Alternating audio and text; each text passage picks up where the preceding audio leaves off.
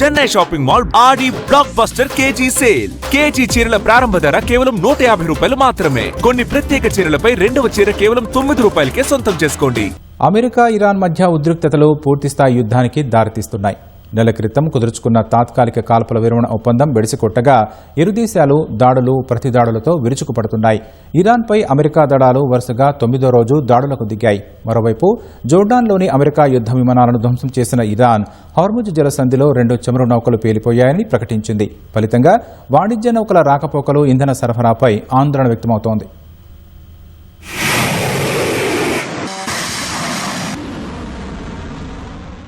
America Iran దాడులతో మధ్యప్రాచ్యం అట్టుడుకుతూనే ఉంది. ఇరాన్పై వరుసగా 9వ రోజు దాడులు చేసినట్లు అమెరికా ప్రకటించింది.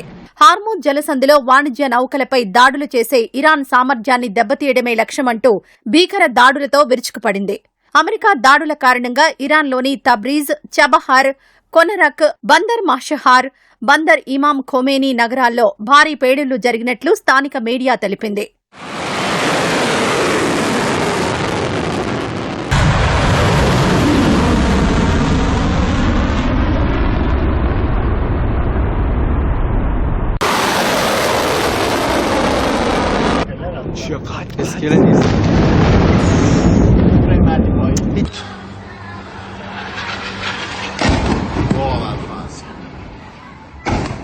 అమెరికా దాడులకు ప్రతిగా Iran Islamic Revolutionary Guards Corps తీవ్ర స్థాయిలో విరుచుకుపడుతోంది. జోర్డాన్లోని అఖాబా విమానాశ్రయంలో ఉన్న అమెరికా విమానాలతో పాటు కువైట్, సిరియాల్లోని అమెరికా సైనిక స్థావరాలపై బాలిస్టిక్ క్షిపణులతో దాడులు చేసినట్లు ఇరాన్ ప్రకటించింది. జోర్డాన్ విమానాశ్రయంపై దాడిలో అమెరికాకు చెందిన C-17 రవాణా విమానాలు, P-8 సముద్ర నిఘా విమానాలనే లక్ష్యంగా చేసుకుని ఈ క్షిపణి దాడులు జరిగాయి. ఈ ఘటనలో పలు విమానాలు తీవ్రంగా ధ్వంసమైనట్లు ఇరాన్ పేర్కొంది. ఇరాన్ దాడుల కారణంగా బహ్రెయిన్లో ఈ ఉదయం సైరన్లు మోగగా తమ గగనతలంలోకి ప్రవేశించిన ఇరాన్ డ్రోన్లను అడ్డుకున్నట్లు కువైట్ సైన్యం ప్రకటించింది. కువైట్లోని ఓ డీశాలినేషన్ ప్లాంట్పై వరుసగా 2వ రోజు దాడి జరగ్గా మంటలు చెలరేగాయి. పౌర మౌలిక సదుపాయాలపై ఇది ప్రత్యక్ష దాడి అని కువైట్ ఆందోళన వ్యక్తం చేసింది. మరోవైపు ఇరాక్ ఉత్తర ప్రాంతంలో కూల్చివేసిన ఇరాన్ డ్రోన్లోని పేలుడు పదార్థాలను నిర్వీర్యం చేస్తుండగా ఒక అమెరికా సైనికుడు మరణించాడు.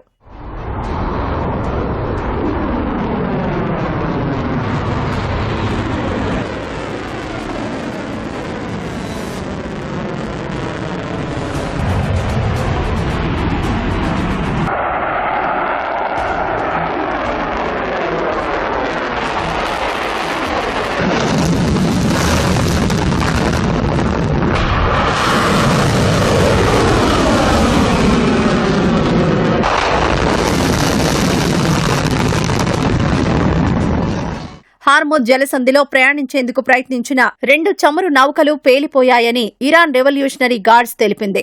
అమెరికా ప్రోద్బలంతోనే ఆ నౌకలు సురక్షితం కాని మార్గంలో వచ్చాయని ఆరోపించింది. ఈ ప్రాంతంలో అమెరికా దురాక్రమణ కొనసాగినంత కాలం జలమార్గం సురక్షితంగా ఉండదని, పెట్రోకెమికల్ ఉత్పత్తులు కానీ, ఒక్క చుక్క చమురు కానీ దాటనివ్వబోమని ఇరాన్ హెచ్చరించింది. ఈ ఉద్రిక్త పరిస్థితుల కారణంగా ప్రపంచవ్యాప్తంగా ఇంధన సంక్షోభం తలెత్తే ప్రమాదం నెలకొంది.